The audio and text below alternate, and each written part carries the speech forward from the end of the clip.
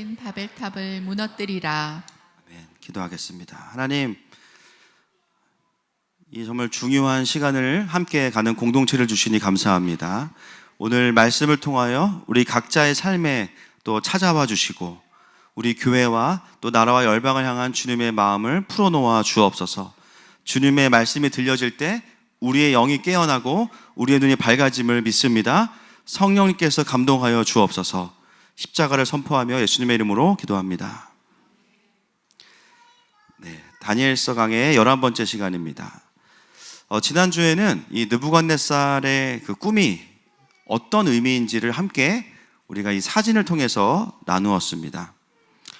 여러분, 그 금신상을 보면 그 제일 위에가 바로 이제 금으로 되어 있는 바벨론, 그 다음에 은으로 되어 있는 두 팔, 그래서 메데와 바사, 그 다음에 헬라, 로마, 그 다음에 로마와 진흙, 철과 진흙이 섞여 있는 이후에 일어날 여러 열강들이다라고 이제 그 5대 제국을 함께 살펴봤죠. 근데 중요한 것은 뭐냐면 하나님께서 바로 이 나라들을 세우시고 폐하시는 분도 하나님이시라는 겁니다. 때로는 그 나라들을 사용하셔서 하나님의 일을 하시기도 하고요. 또한 그들의 죄악으로 인해서 또 심판을 하기도 하세요. 심지어 하나님께서 세우신 남유다와 북이스라엘도 그들이 하나님을 섬기지 않을 때 징계의 개념으로 하나님은 그 나라를 또 멸망시키시기도 하셨습니다. 그리고 그 꿈의 마지막은 뭐냐면 완전한 하나님의 나라가 세워진다는 거예요. 완전한 하나님의 나라가 결국에는 세워진다. 그 꿈을 듣고 느부갓네살은 하나님을 경배하고 어린 다니엘을 그 나라의 리더로, 어른으로 추대하게 됩니다. 그래서 여러분, 누가 이 땅의 소망이냐면 교회가 소망이다. 그 말의 뜻은 뭐냐면 하나님과 연결된 자들이 교회의 소망이다. 할렐루야. 그래서 자기의 개똥 철학을 말하는 게 아니라 하나님의 말씀과 하나님의 뜻을 풀어낼 수 있는 자들을 통해서 하나님은 하나님의 나라의 메시지를 흘려보내신다는 거예요. 그래서 오늘은 이제 지난주 마지막 본문이 뭐였냐면 다니엘이 자기만 리더로 세워지는 게 아니라 자기의 3명의 친구들을 다른 지방의 리더들로 또 세워달라고 요청을 해서 그들이 각 지방의 리더가 되죠. 여러분, 이제 오늘부터 보는 이 3장은 누가 주인공이냐면요, 다니엘이 아니라 다니엘의 세 친구예요. 다니엘은 사실은 이제 6장 이후로는 거의 뭐 환상과 이런 것들이잖아요. 6장까지가 역사의 이야기인데 그 중에서 무려 한 장을 자기가 쓰면서 자기를 주인공으로 쓰지 않고 자기와 함께하는 3명의 친구들의 이야기를 여기에 기록하고 있습니다. 그래서 함께하는 그 3명의 친구들에게도 카메라를 비춰주고 있어요. 그 지구 온난화로 인해서 지금 본당이 더울 수 있습니다, 여러분. 그래서 알아서 뒤에서 온도 조절해 주시고, 오늘 이 3장의 메시지는 뭐냐면 다니엘에게는 공동체가 있었다는 거예요. 그것을 우리에게 이야기하는 거예요. 여러분, 교회들마다 공동체가 중요하다고 이야기해요. 여러분, 공동체는 여러 가지를 우리가 그 안에서 경험할 수 있고 누릴 수 있어요. 그렇죠? 오늘 또 새로운 우리 자매님도 정말 공동체를 또 찾다가 하나님이 또 이렇게 우리 이산가족으로 불러주셨는데 제가 그랬습니다. 이제는 헤어지는 것은 불가능하다. 그래서 우리가 천국 가서도 보기 때문에 서로 얼굴 붉힐 일 하지 말자. 상호 불가침 조약을 맺어서 이제 나이스하게 우리가 이제 가야 된다. 여러분, 공동체가 우리에게 주는 유익이 참 많이 있습니다. 여러분, 그죠? 장터에서, 그죠? 저는 거기 초청을 안 해주더라고요, 이상하게. 여러 가지로 막 누리는 유익이 많아요. 서로 막 친구도 만나고 막 같이 아이도 키우고 밥도 먹고 사우나도 하고 다 합니다.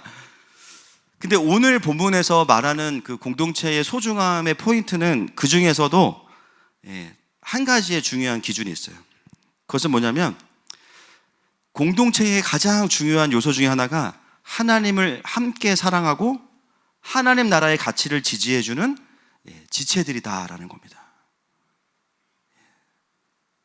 여러분, 다니엘은요, 많은 공동체가 있었던 게 아니에요. 남유다에서 포로로 잡혀온 수많은 청소년들과 유대인들이 있었지만 그 중에서 성경은 누구에게 집중하냐면 다니엘과 세 친구 4명에게 집중합니다. 여러분, 우리가 신앙생활하면서 많은 성도가 있다고. 제가 이제 제일 좀 안타까운 게 뭐냐면, 교회가 커지면요, 그런 말씀들을 하시는 분들이 가끔 있으세요. 성도가 너무 많아서 누가 누군지 모르겠다. 그럼 저는 항상 뭐라 그러면, 본인이 다니면서 좀 밥을 사셔라. 예, 그래야 알 수 있지. 나도 내가 가야 누굴 만나지, 그죠? 그 교회가 사람이 많다고 해서 내가 힘이 나는 건 아니에요. 결국은 공동체의 본질은, 오늘 본문의 포인트를 가지고 말씀드리면, 함께 하나님 나라의 동일한 가치를 지지하고 그 길을 갈 수 있도록 힘을 주는 공동체. 그게 바로 하나님 나라의 공동체입니다. 여러분, 많은 자들이 나를 지지한다고 해서 우리가 또 다 힘이 나는 건 아니에요. 그렇죠? 여러분, 살다 보면 나를 좋아하는 사람도 있고요, 그리고 이유 없이 나를 미워하는 사람도 있어요. 그렇죠? 그래서 여러분, 어떤 분이 그랬잖아요. 하나님도 안티가 있는데 나는 모든 사람에게 인정받을 거야. 그거는 진짜 교만한 거예요. 그렇죠? 하나님도 안티가 있어. 어떤 사람은 나를 보자마자 싫어해. 말도 안 해보고. 자기 아빠 닮았다고 싫어해. 그렇죠?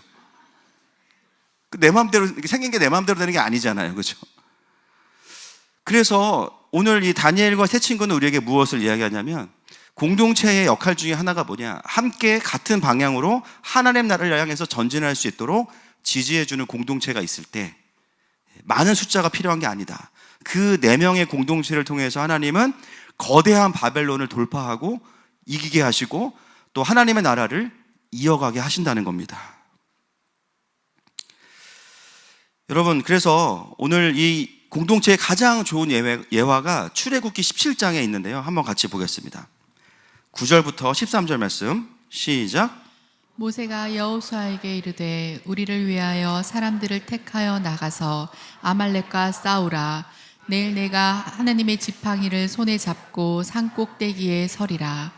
여호수아가 모세의 말대로 행하여 아말렉과 싸우고 모세와 아론과 훌은 산 꼭대기에 올라가서 모세가 손을 들면 이스라엘이 이기고 손을 내리면 아말렉이 이기더니 모세의 팔이 피곤함에 그들이 돌을 가져다가 모세의 아래에 놓아 그가 그 위에 앉게 하고 아론과 훌이 한 사람은 이쪽에서 한 사람은 저쪽에서 모세의 손을 붙들어 올렸더니 그 손이 해가 지도록 내려오지 아니한지라. 여호수아가 칼날로 아말렉과 그 백성을 쳐서 무찌르니라. 아멘. 여러분, 이 본문은 중보기도의 중요성을 이야기하기도 하지만 공동체를 이야기하고 있습니다. 여러분, 이스라엘이 물이 없다고 불평하자마자 아말렉이 공격을 해오죠. 여러분, 불평은 원수들에게 문을 열어주는 거거든요. 바로 공격합니다. 그래서 뒤에 약한 자들, 빨리 가지 못하는 자들을 공격해요. 전쟁이 온 거예요. 그때 모세가 리더로서 어떻게 하냐면요, 산 위에 올라가서 지팡이를 딱 듭니다. 근데 희한한 것은 이 전쟁은 싸움을 잘해야 이기는 건데, 이 전쟁은 모세가 지팡이를 들면은 이겨요. 내리면 져요. 그걸 반복하다 보니까 어떡하지? 여러분, 이 본문에 나오는 가장 중요한 단어가 바로 여호와 니시거든요. 여호와는 나의 승리, 여호와는 나의 깃발이라는 뜻입니다. 여러분, 이 지팡이는 무엇을 의미하냐면 바로 왕을 이기고 홍해를 가르는 데 사용되었던 하나님의 권능을 의미합니다. 이게 무슨 마술 지팡이는 아니에요. 막 그걸 한다고 해서 뭐가 되는 건 아니고, 하나님께서는 그 무력한 지팡이를 통해서 하나님의 일을 행하신다는 거죠. 그래서 이 지팡이를 든다는 것을 그 본문에서는 뭐라고 이야기하냐면 여호와의 깃발을 든다라고 이야기합니다. 이것은 하나님의 승리와 하나님 나라의 통치를 선포하는 일인데, 모세가 지팡이를 들고 있으면 전쟁에서 이겨요. 여러분, 하나님 나라의 백성은 무엇으로 싸우는 자들입니까? 하나님 나라를 선포하는 것으로 싸우는 자들입니다. 아멘이시죠? 근데 문제는 뭐냐면 모세가 이때 나이가 몇 살이에요? 지금 벌써 80 중반도 넘었습니다. 지금, 그죠? 그러니까 여러분, 우리가 찬양할 때도 여러분들 손을 계속 들고 계신 분들은 없어요. 왜? 팔이 아파요. 그죠? 후렴 때 올라갔다가 벌스 때 내려가는 이유는 은혜가 안 돼서가 아니라 50견이 왔기 때문이에요. 30견이 와서 그럼. 우리가 이제 고조될 때 들었다가 또 내렸다가, 박수도 계속 치는 게 아니죠. 손바닥이 아파 또. 그 모세도 이게 너무 좋아. 아, 이기면, 이거 들면 이기는구나. 하나님의 깃발을 내가 올리면 이기는구나. 근데 들고 있으면 너무 팔이 아픈 거예요. 어떻게 힘들어서 내리면 또 져. 여러분, 제가 축사하면서 이제 보니까 하루에 한 10몇 명씩 기도해드리면요, 어떻게 되냐면 다음날 담이 와 있어요. 제가 보니까 왜 이렇게 힘들지? 그러니까 계속 이러고 있다 보니까 담이 와서 이제 좀 높은 데 올라가서 이렇게 해야 될 것 같아요. 근데 지금 몇 시간을 모세는 그 무거운 원목으로 된 지팡이를 들고 있단 말이에요. 그 힘들어가지고 내리면 또 지니까 이것도 내릴 수도 없는 거예요. 그래서 어떻게 했냐? 아론과 훌이면은요, 형과 매형이에요. 지금 모세의 문제는 연세가 있으셔서 들고 있는 게 힘든데 도와준다고 오신 분들은 누구예요? 모세야, 내가 도와줄게. 이게 뭐지? 은혜가 안 되죠. 아니, 서 있기도 힘든 분들이, 더 나이가 많은 분들이 와서 아유, 내가 같이 들어줄게. 이렇게 해서 막 피가 나오고 막 이런. 와, 근데 놀라운 건 뭐냐면 그 세 어르신이 같이 손을 들었는데 이길 때까지 손이 내려오지 않았다는 거예요. 여러분, 이거는 뭘 의미합니까? 그분들의 어깨 근육이 튼튼했다는 얘기예요? 삼각근이 튼튼했다는 얘기입니까? 이 본문 안에는 보이지 않는 하나의 손이 더 있어요. 이 세 사람의, 이 세 어르신의 연합을 기뻐하시는, 그 손이 내려가지 않도록 힘을 주시는, 하늘에서 내려오는 하나님의 손이 있는 겁니다. 할렐루야. 여러분, 기도하다 보면 다 비슷할 거예요. 첫 번째, 기도하면 10분 동안 기도 잘 안 되시죠.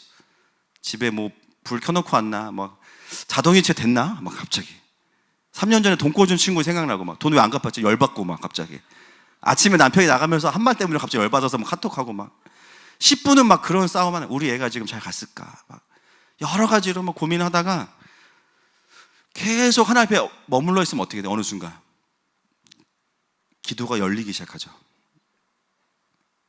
더 머물면 성령님이 기도를 인도해 가시죠. 그 기도 가운데 어떤 일이 벌어져요? 평강이 오고 힘이 생겨요. 소망이 풀어져요. 진짜 답답했는데 그게 사라져. 왜 그렇습니까? 우리가 기도할 때 하나님의 손이 있기 때문이에요. 하나님께서는 이 세 사람의 연합 자체를 기뻐하시고, 너네 손만 들어, 내가 너희들을 이길 때까지 내가 잡고 있을 거야. 여러분, 이 은혜가 우리에게 있습니다. 그래서 결국은 여호수아가 그 전쟁을 수행하고 이길 때까지 그 손을 딱 잡고 계시는 거예요. 아마 이분들도 그 나이에 그렇게 오랫동안 손 들고 있을 거라고는 초등학교 때 벌선거 이후에는 처음이실 거예요. 야, 이게 우리 힘이 아니구나라는 것을 본인들이 깨달아 알았을 겁니다. 그래서 어떻게 해요? 책에 기록해서 여호수아의 귀에 외워 들리게 하라. 이게 출애굽 초반의 사건을 여호수아의 귀에 들리게 하는 이유는 뭐냐면, 나중에 여호수아가 리더가 돼야 되기 때문에 이미 리더 교육이 시작이 된 거죠. 그래서 출애굽기 17장은 이 네 사람, 다니엘과 세 친구처럼 이 모세를 중심으로 한 네 사람의 완전한 연합이 무엇인지를 우리에게 이야기하는데, 이때 이들의 부르심은 뭐였냐면요, 얼마나 모세가 착하고 얼마나 모세가 뭘 잘했고 이게 아니라 누가 지팡이를 오래 들고 있느냐의 문제인 거예요. 누가 하나님의 주권을 선포하느냐의 문제인 거예요. 그래서 뭐라 그래요? 여호와 니시, 더 정확하게 발음하면 여호와 네스인데요, 여호와는 나의 깃발이십니다. 여호와는 나의 승리이십니다. 그 깃발이 내려오지 않게 하는 싸움을 이 네 사람이 같이 한 거고, 여호수아는 뭘 했냐면요, 그렇게 하나님의 주권이 선포되는 동안에 실제로 그것이 일어나기 위해서는 행함이 있어야 돼요. 여러분, 기도는 기도와 행함이 같이 가야 됩니다. 아멘이십니까? 승리하게 해달라고 기도해놓고 안 싸우고 도망간다, 이건 아닌 거죠. 어떤 하나님의 예언의 감동이 풀어졌을 때도 하나님의 감동으로 느껴진다면 어떻게 해야 돼요? 그 예언이 내 삶 가운데 이루어지도록 내가 삶을 들여서 순종해야 돼요. 남편하고 관계가 회복될 거야, 집에 가서 남편 막 발로 차, 이러면 안 된다는 거예요. 그래서 결국은 이 여호수아 또한 기도하지 않는 사람이 아니라 기도하는 자들이 있고 선포하는 자들이 있다면 그 하나님의 뜻이 이루어지도록 행하는 사람들이 있다는 거예요. 결국은 이들은 뭡니까? 그 깃발이 내려오지 않게 하고 하나님의 승리가 실제로 풀어지도록 순종하는 역할들을 또한 여호수아가 한 겁니다. 그랬을 때 이 공동체는요, 그 기마전에 능한 아말렉을 이기는 승리를 경험해요. 여러분, 이스라엘 백성은 갑자기 출애굽을 했기 때문에 전혀 군대가 아닙니다. 무기가 없어요. 먹을 것도 없어가지고 겨우 빵도 그냥 무게만 가지고 나왔고, 급하게 나온 사람들이 어떻게 이 전쟁을 하겠습니까? 칼을 가진 사람도 별로 없을 거예요. 그런데 어떻게 그 아말렉의 기마병을 이겼겠습니까? 결국 이것은 하나님께서 그들 가운데 역사하셨기 때문입니다. 여러분, 그렇다면 하늘마음교회가 함께 들어야 되는 지팡이가 무엇이겠습니까? 무엇이 우리의 승리이고 무엇이 하나님 나라의 강력한 깃발이겠습니까? 그것은 바로 예수 그리스도의 십자가입니다. 인간이 보기에는 가장 미련하고 우리를 구원할 수 없을 것 같은, 아니 우리를 구원하겠다고 내려온 저 메시아가 본인이 십자가에서 죽었어. 저게 어떻게 능력일 수 있어? 세상 사람들에게는 미련하지만 우리에게는 구원하는 능력이 됨이라. 여러분, 그 십자가의 복음을 선포할 때 어떤 일이 벌어집니까? 모든 아말렉의 원수들이 무장해제되고 교회는 승리하게 되고 하나님의 나라가 임하게 되는 것입니다. 여러분, 교회는 어떤 곳이냐면요, 하나님 나라의 깃발을 흔드는 곳이에요. 그 깃발을 다른 깃발로 바꾼다든지 그 깃발을 내리게 한다든지 우리는 그 모든 공격으로부터 교회를 지켜야 되는 겁니다. 여러분, 교회는 우리가 좋은 모습을 세상에 보여야 되는 것도 맞지만, 그러나 오늘 본문을 따라간다면 중요한 것은 하나님의 승리와 하나님이 이루신 것들을 선포하는 것으로 거기에 모든 것들이 정렬되어야 되는 줄로 믿습니다. 하나님의 통치만이 우리에겐 생명입니다. 그래서 사단은요, 교회가 이 깃발을 드는 것을 못하게 하는 거예요. 여러분이 그냥 기도는 하지만 경배하고 선포하는 기도는 못하게 하는 거예요. 그리고 그 깃발을 굉장히 무능한 것으로 세상은 포장해서 십자가가 능력이 없다라고 이야기하죠. 여러분, 이 복음의 깃발을 드는 것은 한 사람의 힘으로 하는 것이 아니라 공동체가 함께 해야 되는 것입니다. 아멘이십니까? 여러분, 하늘마음교회가 정말 십자가의 복음과 하나님 나라를 외치는 강력한 공동체가 될 것을 선포합니다. 바벨론에 잡혀간 이 수많은 유대인들이 있었지만 결국은 이 4명의 공동체를 통해서 우리는 마지막 때에 바벨론 시대를 살아가는 자들이 어떤 삶인지를 알게 되는 거죠. 여러분, 마지막 때는요, 우리가 생각하듯이 막 평양대부흥처럼 막 그런 식의 부흥이 아닐 수도 있어요. 남은 자들의 부흥일 거예요. 깨어있는 자들의 연합일 겁니다. 그러나 분명한 건 뭐예요? 너무 신기하게도 너무 똑같아요. 사실 그게 정상인데, 교과서가 똑같으니까. 근데 교과서가 같은데 안 똑같아. 문제는 성경대로만 믿으면 되는데 그렇게 안 돼요. 그래서 어떤 분들을 만나게 돼요. 아, 정말 같은 하나님의 나라를 보고 있고 같은 킹덤을 보고 있구나. 많은 자들의 인정을 받는 것이 아니라 결국은 함께 연합된 공동체를 통해서 세상 가운데 하나님의 나라를 풀어가는 것입니다. 그래서 오늘 이 3장은, 이게 3장 서론이었습니다. 3장은 다니엘의 세 친구를 이제 주인공으로 삼으면서 그냥 이들이 조연이 아니라 이들 또한 믿음의 사람이었음을 우리에게 보여주고 있습니다. 자, 3장 1절 말씀 보겠습니다. 시작. 느부갓네살 왕이 금으로 신상을 만들었으니 높이는 60규빗이요 너비는 6규빗이라. 그것을 바벨론 지방의 두라 평지에 세웠더라. 네, 느부갓네살 왕이 이제 금으로 신상을 만들었는데, 여러분 2장과 3장 사이에 이렇게 써놓으세요. 20년이 지났다 써놓으세요. 우리가 지난주보다 지금 20살 더 드신 거예요. 다 동안이십니다 지금. 2장과 3장 사이에 20년의 시간이 지났어요. 그러니까 다니엘은 모든 그 시대의 이야기를 다 기록한 게 아니라 그 70년의 그 다스림의 시간 동안에 중요한 사건들을 기록하면서 2장에서 느부갓네살이 그 꿈을 해석하고 나서 경배했던 이야기, 다니엘을 세웠던 이야기, 그리고 20년 동안의 이야기들은 다 이야기하지 않고 있다가 이제 3장에 딱 와서 어떤 사건을 기록하냐면 느부갓네살이 금으로 신상을 만들었다 이렇게 이야기합니다. 여러분, 우리가 다니엘서를 공부하면서 사실 이 부분을 좀 간과하기 쉽거든요. 그치만 이 부분 되게 중요합니다. 전체를 금으로 되어 있는 신상을 만들었다는 것은 이 장과 완전히 배치되는 일이에요. 하나님께서 주신 뜻과 하나님의 꿈은 뭐였냐면 머리까지만 금으로 되어 있었어요. 2장 28절 한번 확인해 보겠습니다. 시작. 사람들과 들짐승과 공중의 새들 어느 곳에 있는 것을 막론하고 그것들을 왕의 손에 넘기사 다 다스리게 하셨으니 왕은 곧 그 금머리니이다. 제가 지난주에서 돌대가리는 들어봤지만 금대가리는 처음이다. 그죠? 아, 부처님 계시네. 그죠? 그래서 하나님의 뜻은 뭐였냐면 바벨론의 시간은 여기까지야. 그리고 금은 맞아. 이게 하나님의 뜻이었고 느부갓네살은 그 하나님의 주권을 인정했어요. 근데 여러분 20년이 지나고 났는데 어떻게 됐습니까? 다시 느부갓네살이 그 초심을 잃어버린 거예요. 그래서 머리까지만 금이어야 되는데 전체를 금으로 되어 있는 신상을 만들어 놓고 여기에 사람들을 절하게 한 거예요. 여러분, 금신상에게 절하는 것은 우상숭배가 맞지만 결국은 누가 그 영광을 받겠다는 거예요? 그렇죠. 느부갓네살이. 내가 만든 금신상, 그게 뭐예요? 내가 20년 동안 분명히 하나님의 주권을 인정하고 시작되었던 20년의 그 통치의 시간들의 영광을 다 자기가 취한 겁니다. 내가 그동안 20년 동안 잘 통치했으니까 이제 이 금신상을 기념으로 세워놓고 여기에 경배하면서 나를 기념해. 자기가 하나님이 된 거예요.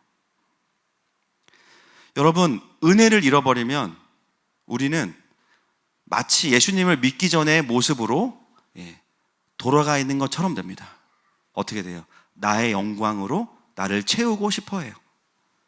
분명히 은혜 주셔서 부르심 받아서 하나님이 세워주셔서 그 일을 했는데 지나고 나면 은혜가 사라지는 순간 어떻게 되냐면 내가 했어. 어떻게든 거기에 내 이름을 올리고자 하는 마음이 생기죠. 로마서 1장 21절부터 23절 말씀 보겠습니다. 시작. 하나님을 알되 하나님을 영화롭게도 아니하며 감사하지도 아니하고 오히려 그 생각이 허망하여지며 미련한 마음이 어두워졌나니 스스로 지혜 있다 하나 어리석게 되어 썩어지지 아니하는 하나님의 영광을 썩어질 사람과 새와 짐승과 기어다니는 동물 모양의 우상으로 바꾸었느니라. 아멘. 여러분, 이 모습은 느부갓네살의 모습만이 아니라 우리 모두의 모습일 수 있습니다. 그렇죠? 하나님이 하신 일을 나의 공로로 바꾸고 사람들이 하나님을 경배하도록 해야 되는데 나 아니면 안 돼가 되는 거. 오늘 느부갓네살이 보여주는 3장 1절의 모습은 그런 모습인 거예요. 여러분, 느부갓네살은요 결국은 하나님의 시간과 하나님의 때를 다 부정해버렸어요. 머리까지만 금이어야 되는데 모든 것을 다 금으로 채웠다는 것은 뭐냐면 나의 나라가 영원할 것이야 라는 겁니다. 여러분, 3장 1절 말씀 다시 한번 띄워주시면요, 여기에 어떤 모티브가 들어있냐면, 여러분 바벨론 하면 떠오르는 탑이 있어요. 무슨 탑이에요? 다보탑? 무슨 탑이에요? 바벨탑이죠. 네. 왜 바벨탑을 이야기하냐면요, 제 밑에 보세요. 그것을 뒤에 붙어 있겠습니다. 시작. 그것을 바벨론 지방의 두라 평지에 세웠더라. 다니엘은 이 금신상의 모티브를 무엇과 연결하냐면 창세기 11장의 바벨탑과 연결시킵니다. 그래서 우리가 1장을 지금 못 넘어가는 이유가 이런 이유들이 있는 거예요. 지금 2000년도 더 전에 거기 세워졌던, 지금 바벨론은 신바벨로니아거든요. 원시 바벨론. 거기에 세워졌던 가장 강력한 신상이 뭐였어요? 바벨탑이죠. 제가 오늘 이 안티킹덤 에센스를 좀 나누고 넘어가야 될 것 같습니다. 제가 2020년 4월에 창세기 강의 35, 36에서 이 바벨탑에 대한 얘기를 창세기 9장부터 11장까지 설교하면서 자세하게 풀었으니까요, 그때 보시면 되고, 오늘은 이제 핵심만 말씀을 드릴게요. 그 위에 오신 분들도 계시니까. 왜 하나님 나라를 대적하는 안티킹덤이 세워질 수밖에 없었는지를 우리가 알아야 우리가 살고 세상을 살릴 수가 있습니다. 창세기 9장부터 11장이, 바벨탑은 11장에 세워졌지만 그 흐름은 9장부터 시작이 돼요. 역사를 봐도 그렇고 개인의 삶에서도 똑같아요. 안티킹덤을 이해해야 나의 영적인 상태가 객관화가 됩니다. 여러분이 바벨탑을 세운 선조가 누구냐면 창세기 10장에 나오는 사람인데요. 9절 10절입니다. 시작. 그가 여호와 앞에서 용감한 사냥꾼이 되었으므로 속담에 이르기를 아무는 여호와 앞에 니무롯같이 용감한 사냥꾼이로다 하더라. 그의 나라는 시날 땅의 바벨과 에렉과 아각과 갈레에서 시작되었으며. 자, 성경에서 처음으로 킹덤이라는 단어가 나오는 구절이 바로 창세기 10장 9절 10장 10절인데 그의 나라는 이게 바로 히즈 킹덤이거든요. 근데 소문자예요. 이 킹덤은 하나님 나라가 아니고 누구겠습니까? 니무롯의 나라, 사람의 나라예요. 그럼 그전에는 왜 킹덤이라는 단어가 없냐? 원래 다 하나님 거고, 원래. 그리고 그전에는 애녹성을 제외하고는 누구도 세력화하지 않았어요. 근데 니무롯이 왜 중요하냐면요, 사람들을 규합하면서 말 그대로 여호와 앞에서라고 번역했지만 against거든요. 하나님을 대적해서입니다. 하나님을 대적해서 강한 용사가 일어났는데 그 사람의 이름은 니무롯이다. 니무롯의 이름의 뜻은 뭐냐면요, 반역자입니다. 대항하는 자, 반역하는 자. 하나님을 대항하여서 자기의 킹덤을 만든 사람이 창세기 10장에 처음 등장해요. 근데 이 사람이 바로 바벨탑의 선조가 되는 사람입니다. 바벨탑에. 그리고 그 다음 장인 창세기 11장 보겠습니다. 2절부터 4절 시작. 이에 그들이 동방으로 옮기다가 시날 평지를 만나 거기 거류하며 서로 말하되 자 벽돌을 만들어 견고히 굽자 하고 이에 벽돌로 돌을 대신하며 역청으로 진흙을 대신하고 또 말하되 자 성읍과 탑을 건설하여 그 탑 꼭대기를 하늘에 닿게 하여 우리 이름을 내고 온 지면에 흩어짐을 면하자 하였더니. 아멘. 여러분, 바벨이란 뜻이 뭐냐면요, 혼잡케 하다는 뜻인데요, 우리가 자주 쓰는 단어로 바꾸면 비진리예요. 미혹이에요. 그래서 바벨탑은 뭐냐? 미혹해서 사람들을 모은다라는 것이죠. 이 하나님을 대적하는 자가 처음 이제 이 대적자는 뭐냐면 공식적으로 하나님을 대적하는 사람이 나온 겁니다. 그냥 자기의 나라를 만들다 보니까 자기의 킹덤이 만들어진 게 아니라 하나님 나라를 대적하자는 모티브를 가지고 세워진 게 바벨탑이에요. 그렇다면 이 니무롯은 어디로부터 시작되는가? 여러분, 이 니무롯도 그렇지만 아담과 하와를 통해서 이제 인류가 시작되고 나서 한 번 심판이 있었죠. 언제입니까? 노아의 홍수, 그죠? 홍수가 있고 나서 노아로부터 자손들이 나와요. 그래서 우리도 그렇지만 이 니무롯도 노아의 자손들인데 그 중에서도 이 니무롯은 누구의 후손이냐면요, 노아의 아들 중에 함의 자손입니다. 그리고 함의 아들이 가나안이에요. 자, 창세기 10장 6절부터 8절 보겠습니다. 시작. 함의 아들은 구스와 미스라임과 붓과 가나안이요 구스의 아들은 스바와 하윌라와 삽다와 라아마와 삽드가요 라아마의 아들은 스바와 드단이며 구스가 또 니무롯을 낳았으니 그는 세상의 첫 용사라. 네, 바로 함에서 구스에서 니무롯 이렇게 나오죠. 근데 여러분, 우리가 알고 있듯이 함은 어떤 일을 했냐면 9장 22절 보겠습니다. 창세기 9장 22절 시작. 가나안의 아버지 함이 그의 아버지의 하체를 보고 밖으로 나가서 그의 두 형제에게 알림해. 여러분, 9장은 어떤 본문이에요? 노아의 방주가 이제는 끝나고 땅에 물이 다 없어지고 나서 노아가 나와 있는 상태입니다. 노아의 삶에 120년 동안 하나님 앞에 성실함이 있었지만 노아의 마지막의 모습이 어땠냐면요, 비전을 잃어버리니까 술에 취한 사람이 됐어요. 이것은 참 부끄러운 모습이겠죠. 근데 그 모습을 보고 술에 취해서 하체가 드러나 있는 그 노아를 보고선 아들 셋 중에서 이 함이 한 일은 뭐냐면 그 수치를 가린 것이 아니라 이것을 폭로합니다. 나가서 이야기해요. 그리고 그것을 보았다라고 할 때 보았다는 단어가 뭐냐면 지나가다가 우연히 본 게 아니고요, 노리고 있었다라는 단어입니다. 여러분, 벗었음을 알리는 역할을 했던 자가 누굽니까? 성경에서 사단이에요. 아담과 하와가 범죄하고 나서, 그죠? 우리가 벗었습니다라고 말했는데 하나님 뭐라 그러시냐면 누가 너의 벗었음을 알렸느냐. 나는 너가 그걸 인식할 수 있게 만들지 않았다. 너희들에게 수치가 없어. 결국 그들이 그걸 깨달은 건 누가 알게 한 거냐면 사단이 깨닫게 한 거예요. 그래서 함의 잘못이 그렇게 큰가? 함의 잘못으로 인해서 가나안의 저주가 시작되거든요. 결국은 뭐냐면 함은 그 전부터 노아의 권위자에 대한 부정적인 마음들을 가지고 있었고, 물론 노아에 대한 실망이 있었겠죠. 그러나 그가 술에 취해서 지내는 모습을 보면서 그 모습을 넘어간 것이 아니라 정죄하고 폭로했습니다. 여러분, 바벨탑의 시작은, 아주 중요한 사건의 시작은 창세기 9장부터 시작되는 거예요. 바로 여기에 함의 죄성과 교만과 자기의 의가 작용을 하면서 노아가 이제 나중에 그것을 알고 나서 이제 가나안을 저주하죠. 9장 25절 보겠습니다. 시작. 이에 이르되 가나안은 저주를 받아 그의 형제의 종들의 종이 되기를 원하노라 하고. 여러분, 함이 잘못했는데 왜 가나안이 저주를 받을까요? 아들이. 만약에 함과 이제 가나안은 같은 시대를 살았기 때문에 그것들을 같이 회개했다면 가나안의 저주는 일어나지 않았을 거예요. 그 말은 뭐냐면 가나안도 함께 거기에 묶였다라는 거죠. 그 메시지에.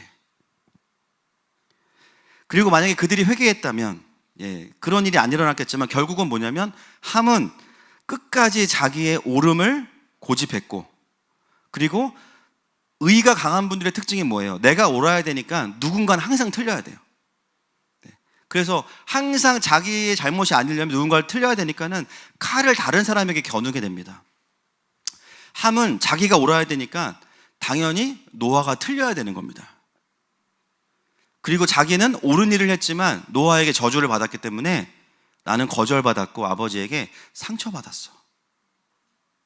그 쓴 마음이 9장에서부터 이 함과 가나안에게 대를 이어서 묶임으로 오기 시작한 겁니다. 그 사건 이후로 함과 그 가나안을 비롯한 그의 자손들 안에는 어떤 해석이 흘러갔을까요?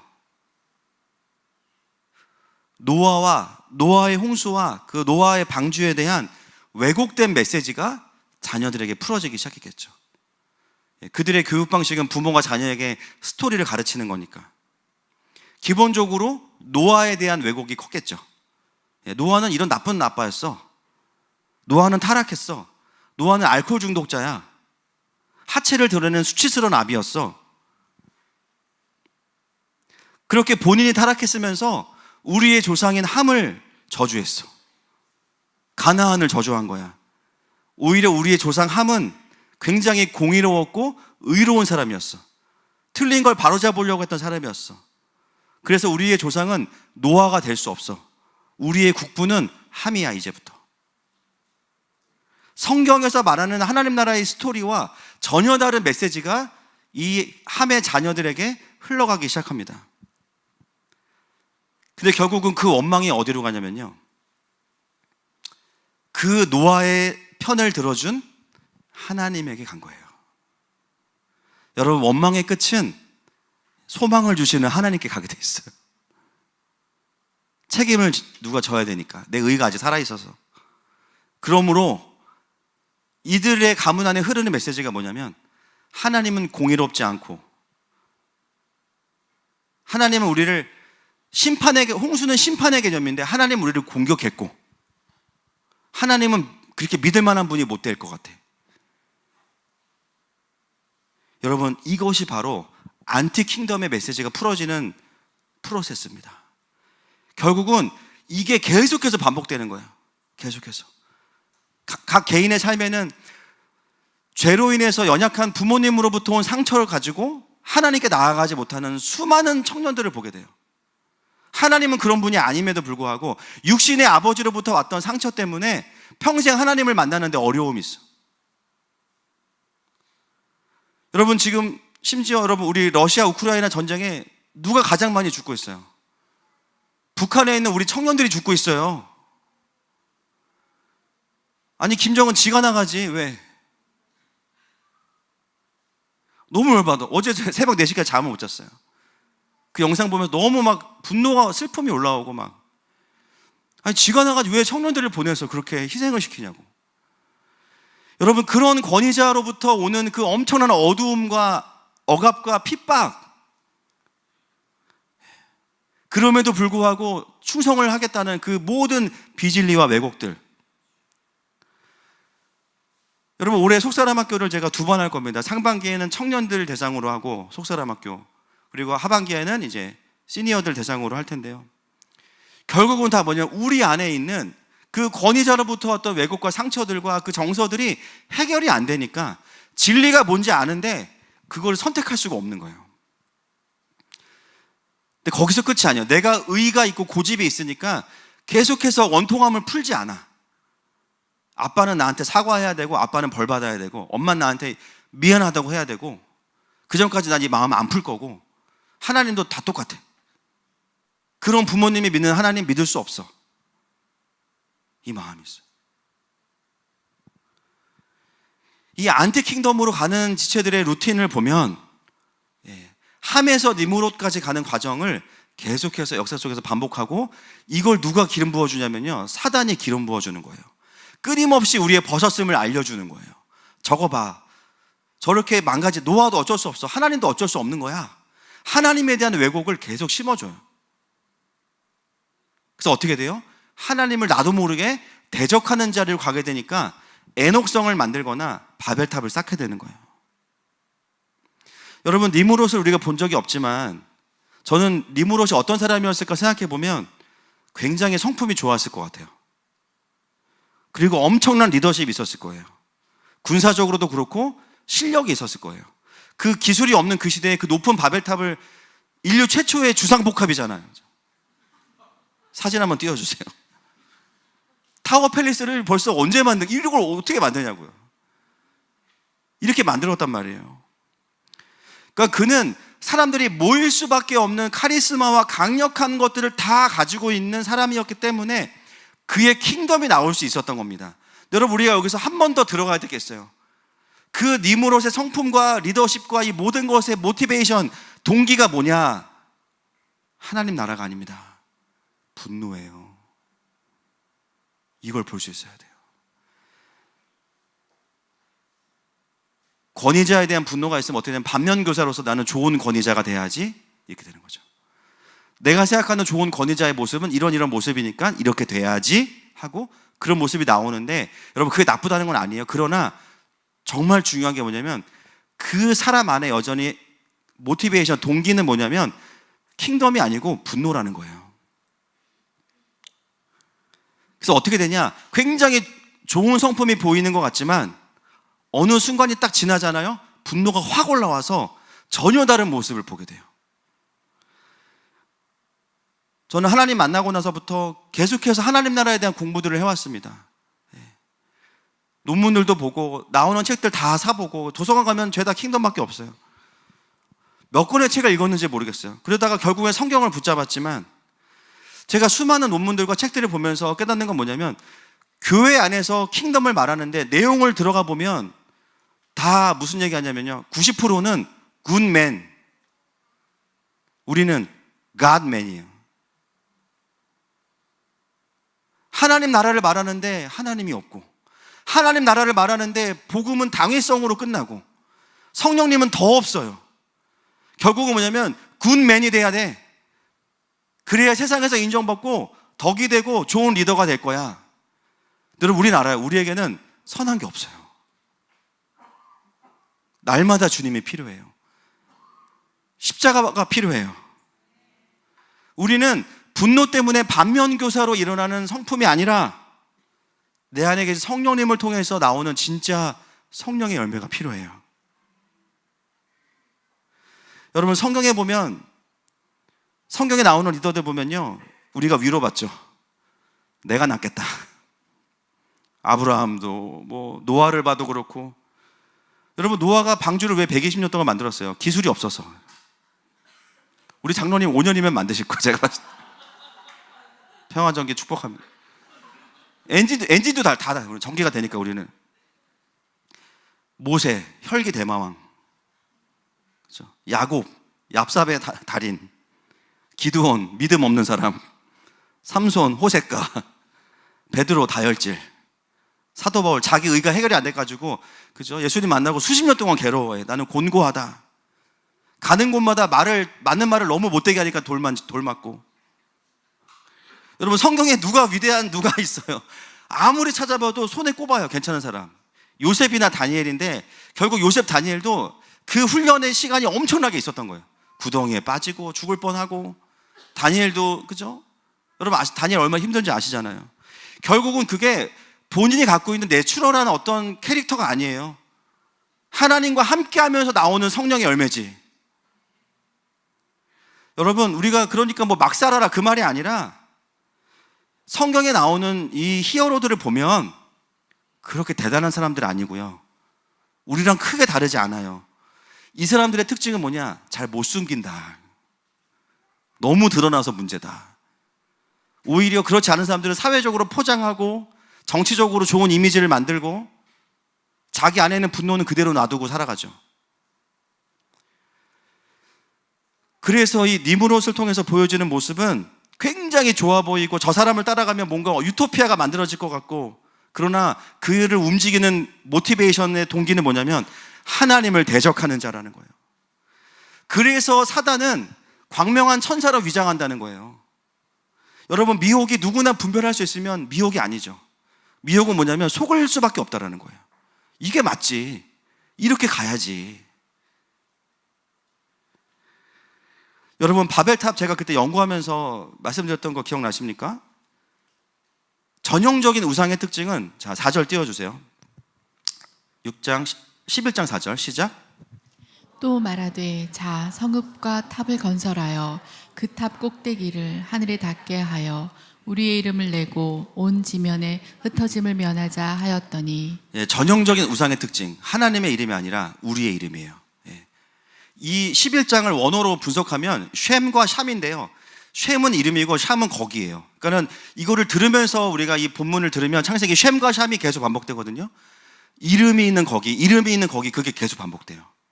결국 사람의 이름이 드러나는 거기에 하나님이 임재하셔서 흩어버리신다. 이게 11장의 구조 분석을 통해 나오는 메시지입니다. 결국은 자기의 이름을 높이기 위해서 바벨탑을 쌓는데 3절에 보시면 여기 아주 중요한 단어가 나오죠. 시작.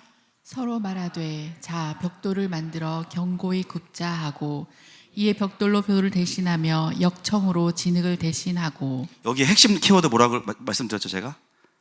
역청이에요. 여러분, 평지에 건물을 세우는데 왜 역청으로 진흙을 대신합니까? 그때는 시멘트가 없으니까 진흙으로 다 해도 되거든요. 여러분, 역청은 언제 쓰는 거죠? 네, 물이 있을 때 방수 기능이 있는 거예요. 평지에 탑을 쌓으면서 왜 역청을 쓰겠습니까? 창세기 6장 14절 말씀 시작. 너는 고페르 나무로 너를 위하여 방주를 만들되 그 안에 칸들을 막고 역청을 그 안팎에 칠하라. 바로 노아의 방주를 만들 때 썼던 그 방수 재료를 그대로 써요. 여러분, 이 역청을 썼다는 것은 무엇을 의미하냐면 하나님이 우리를 물로 심판해도 우리는 죽지 않을걸? 역청이란 단어는 뭘 상징하냐면 하나님을 대적하는 재료입니다. 이것은 거기에는 물이 들어올 곳이 아니에요. 그런데 하나님 여기까지 물을 한번 채워보세요. 우리 안 죽을 거예요. 그 노아의 홍수를 어떻게 해석하고 있냐면 하나님의 심판으로 해석하고 회개를 해야 되는데 하나님의 어택으로 보는 거예요. 이거를. 그러니까 어떻게? 내가 세력을 모아서 하나님 우리를 공격해도 죽지 않은 구조를 만들어야 돼. 하나님이 없이도 우리가 살 수 있게 만들어야 돼. 여러분, 이게 바벨탑의 기초라는 거예요. 이게 안티킹덤의 가장 에센스 부분이에요. 철학을 공부하고 역사를 공부하고 현 시대를 바라볼 때 제일 중요한 기준 중에 하나가 킹덤에 대한 관점과 안티킹덤에 대한 관점이 반드시 있어야 됩니다. 니므롯의 속으면 안 된다는 거예요. 결국은 니므롯은 뭐예요? 야, 우리 모여서 힘을 모아가지고 평등한 세상을 만들고 영원한 세상을 만들자, 이렇게 이야기해요. 평등한 세상을 만들 거면 탑을 쌓으면 안 되죠. 다 1층에 살아야지. 근데 그렇게 사람들 모아놓고 어떻게 했냐면 탑을 쌓았어. 그 말은 뭐예요? 돈이 있거나 권력이 있는 사람은 타워팰리스 상층으로 올라가. 이제 물이 웬만큼 차면 우리는 안 죽어. 돈이 없거나 힘이 없는 사람들은 다 저층으로 보내죠. 여러분, 이게 바로 인간이 만들고자 하는 유토피아의 모든 실체입니다. 이게 사람이 만들어내는 어떤 제도들, 사람이 만들어내는 어떤 고안해낸 모든 시스템들 결국은 다 바벨탑이에요. 평등하다고 말하지만 계급이 있어요. 아무리 좋은 체제가 있는 것 같아도 결국은 하나님이 없으면 죄송합니다, 다 사기예요. 바벨탑의 핵심은 어떤 구조물이 아닙니다. 그러므로 하나님이 없이 유토피아를 만들겠다는 것은 인간의 갈망이기도 하지만, 에덴에 대한 갈망이기도 하지만 인간의 망상입니다. 결국은 무의식 중에 흐르는 비진리와 상처와 분노들을 사단이 기름 부어서 자기도 모르게 하나님을 대적하는 자리로 가게 만드는 것이 인간의 역사의 흐름이었다라는 거죠. 결국 이 바벨탑의 결론이 뭡니까? 6절부터 7절 보겠습니다. 시작. 여호와께서 이르시되 이 무리가 한 족속이요 언어도 하나이므로 이같이 시작하였으니 이후로는 그 하고자 하는 일을 막을 수 없으리로다. 자, 우리가 내려가서 거기서 그들의 언어를 혼잡하게 하여 그들이 서로 알아듣지 못하게 하자 하시고, 8절. 여호와께서 거기서 그들을 온 지면에 흩으셨으므로 그들이 그 도시를 건설하기를 그쳤더라. 아멘. 그 도시는 완성될 수 없어요. 사람이 말하는 유토피아는 너무 되면 좋은데 완성될 수가 없어요. 결국은 분열로 인해서 흩어집니다. 이것이 인간의 역사의 반복이었어요. 결국 다니엘서에 나오는 나라들도 분열되고 시간이 되면 다 멸망을 하게 되죠. 여러분, 오늘 느부갓네살은 뭘 하고 있냐면 자기의 영광에 취해서 바벨탑과 동일한 자신의 금신상을 바벨에 있는 두라 평지에 세워두고 또 다른 바벨탑을 세워두고 모든 정사와 권세들을 경배하게 만듭니다. 오늘 대표기도 너무 좋았어요. 최동희 집사님, 그렇죠? 모든 위정자들이 하나님을 두려워하고 하나님의 왕이 되게 하는 나라가 되게 해달라고. 할렐루야. 여러분, 우리가 바라는 게 그거 아닙니까? 관점은 좀 다를 수 있겠죠. 우리가 보는 영적인 필요들은 다를 수 있고, 그러나 모든 하나님의 백성들이 바라는 지점은 바로 그거예요. 그러나 그것을 이루어 가려면 인간이 만든 체제로는 안 된다는 거예요. 하나님을 전제하지 않고서는 그것이 불가능하다는 거예요. 3장 2절 말씀 보겠습니다. 시작. 느부갓네살 왕이 사람을 보내어 총독과 수령과 행정관과 모사와 재무관과 재판관과 법률사와 각 지방 모든 관원을 느부갓네살 왕이 세운 신상의 낙성식에 참석하게 하매, 모든 나라의 정세와 권세들이 다 우상에게 절합니다. 그리스도인들이 굉장히 민감한 주제 중에 하나가 뭐냐면 위정자들이 점을 본다는 거죠. 여러분, 다니엘 직업이 무속인인 거 아세요 지금? 겉으로 보면. 여러분, 역대 대통령 중에 점을 보지 않은 분 제가 알기로 없어요. 이건 뭐 여당 야당 할 거 없이 지금 뭐 무한 참사 났는데 또 야당 내려가서 막 씻김구 타고 보니까, 저는 그래서 어떤 사역을 계속 해왔냐면 뉴스 보면서 회개하는 기도를 몇 년째 하고 있어요. 몇 년째. 하나님, 언제 이게 끊어질까요 대체? 그래서 누가 대통령이 되고 누가 리더가 되든 주님 제발 만나주세요. 그게 늘 저의 기도였습니다. 이승만 대통령이 감옥에서 주님 만났잖아요. 무늬만 장로, 무늬만 크리스찬 말고 진짜 오늘 기도처럼 하나님을 두려워하는 자들 나오는 거예요. 제가 진짜 열받는 게 지금 국회 안에 뭐 여당 야당 할 거 없이 거기 교회 다니는 사람들 한둘이 아닌데 너무 그거에 대한 마음에 슬픔이 있어요. 여러분, 느부갓네살은요 자기가 결정하는 게 아니라 계속 주변에 점술사들한테 물어봐서 결정해. 근데 하나님 어떻게 하세요? 그 위에 계시는 거예요. 그리고 거기에 다니엘을 통해서 하나님의 메시지가 들어가게 하는 거예요. 여러분, 바벨론이 무너지는 것은 당연한 일입니다. 하나님이 이용하고 버리는 게 아니에요. 이런 모습 때문에 바벨론은 자신들의 죄 때문에 심판받는 거예요. 여러분, 이 나라에 정말 하나님을 경외하는 위정자들이 세워지기를 선포합니다. 성경의 가치에 정렬된 자들이 세워지기를 선포합니다. 결국은 하나님의 피조물된 인간들이 하나님을 경배하지 않고 사람과 우상을 경배하는 구조가 이 바벨론의 구조고요. 이건 전체주의예요. 음악이 울려 퍼질 때 모두가 다 경배해. 제가 금요일날 이야기했죠. 거기서 다니엘과 세 친구만 고개를 안 숙였다니까요. 그러니까 모두가 다 자 경배, 쫙 경배, 자기들만 서 있어. 우리는 신발끈 묶겠죠. 우리 경배할 수는 없고 참아. 신발끈 풀어졌어. 근데 보니까 구두야, 또 신발끈이 없네. 또 안 일어나, 그죠? 다리 저려가지고 경배는 안 했어 우리는. 할렐루야. 제가 내일쯤 요번에 한 분의 요청으로 슬기로운 신앙생활 시리즈 영상을 이제 찍는데요. 제사에 대처하는 법 제가 PPT 내일 올려드리겠습니다. 그래서 말씀의 근거와 어떻게 대처해야 되는지 다 아는 건데 한번 정리를 또 해야 되니까. 그래서 오늘 이 정사와 권세자들이 신상에 절하는 모습은 경배하는 모습이랑 똑같아요. 모든 악기들이 동원되니까 마치 예배하는 것 같아요. 근데 경배의 대상이 누구냐? 하나님이 아니에요. 금신상이에요? 아니에요. 느부갓네살이에요. 사람을 경배하는 거예요. 여러분, 우리는 사람을 기대하면 안 됩니다. 아멘이세요? 사람이 나오면 좋지만 아니라니까요. 이 세상에 예수님 말고는 누구도 완전한 사람이 없어요. 그래서 급진적인 전체주의죠. 다수가 다 경배하는데 너는 왜 안 하니? 그럼 마지막 때 우리가 받게 되는 그 압박이 뭐예요? 프레셔가 뭐예요? 전부 다 짐승의 표를 받아서 살아가는데 너는 왜 안 받아? 다 짐승에게 절하는데 너는 왜 안 하니? 결국 오늘의 결론이자 3장의 배경의 마지막의 모습이 7절이죠. 같이 보겠습니다. 시작.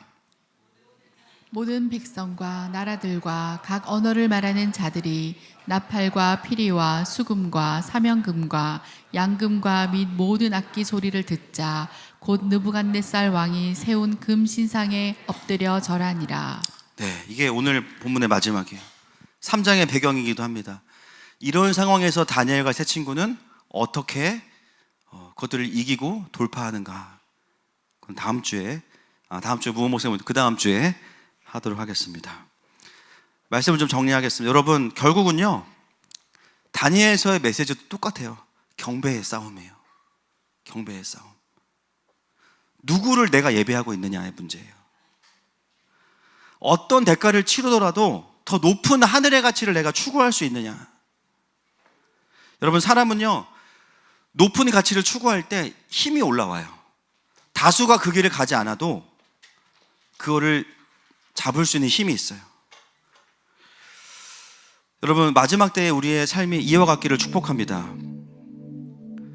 눈에 보이는 신상이 아닐지라도, 눈에 보이는 어떤 화려한 것만이 신상이 아니고요, 내 삶의 다른 주권자들을 무너뜨리셔야 됩니다. 여전히 내가 두려움을 예배하고 있다면 나에게 느부갓네살의 신상은 두려움이에요. 하나님에 대한 왜곡을 내가 붙잡고 있다면, 하나님에 대한 원망을 붙잡고 있다면 지금 나에게 말씀하시는 하나님 못 만나요. 그 신상을 무너뜨리셔야 됩니다. 상처를 계속 붙잡고 있다면 그것을 우상의 자리에 두시면 안 돼요. 건강을 예배하고 있습니까? 사람을 예배하고 있습니까? 돈을 예배하고 있습니까?